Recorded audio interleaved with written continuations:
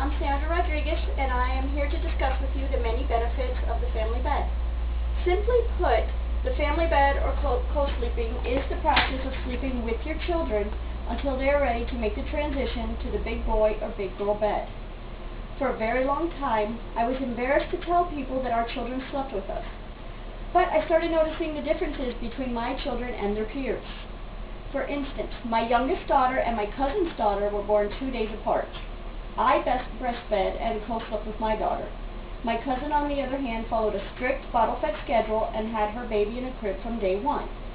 I was made to feel ashamed because I slept with my daughter. I heard every reason not to, from I could roll on top of her to she will be spoiled and never sleep through the night.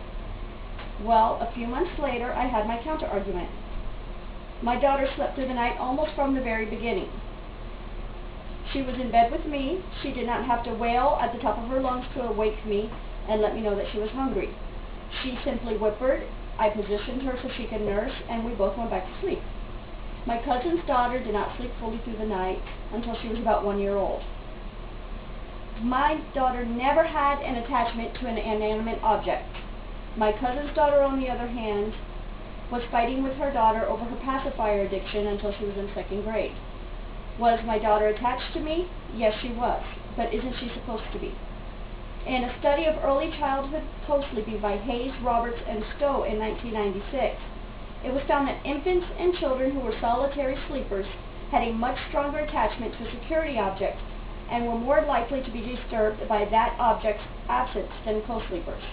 My daughter is now 8, and she is a very independent, secure little girl.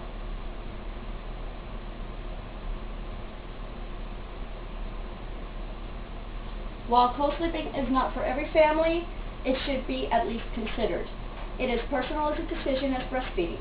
According to websites such as naturalchild.org, many cultures abhor the fact that the Western civilization practices the ritual of placing infants alone in their own rooms. Many cultures see babies as a natural extension of their mothers for at least the first year of their lives.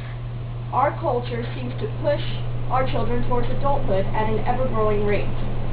Many experts view the family bed as detrimental to our children's well-being. But seriously, how many of us think our kids will leave their wives or husbands to come sleep at home with mom or dad?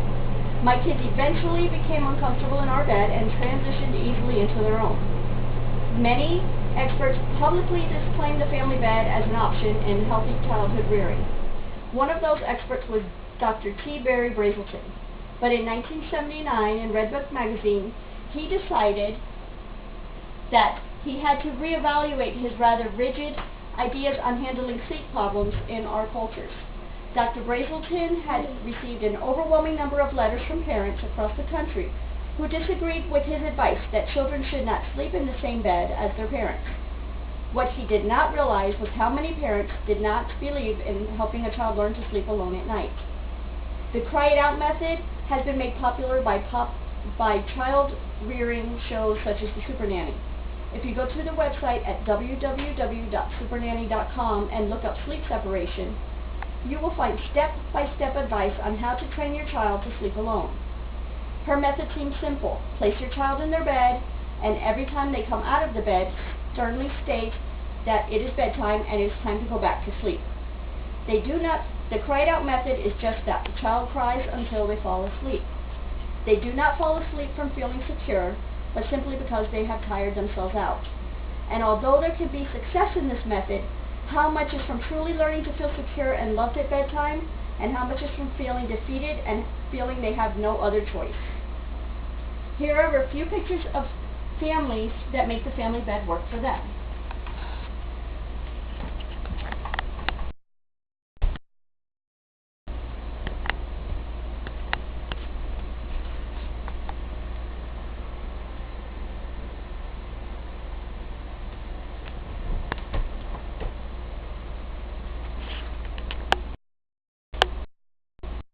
You can find more of these pictures if you wanted to look on your own at www.beds.mattress2012.com/family_beds/412.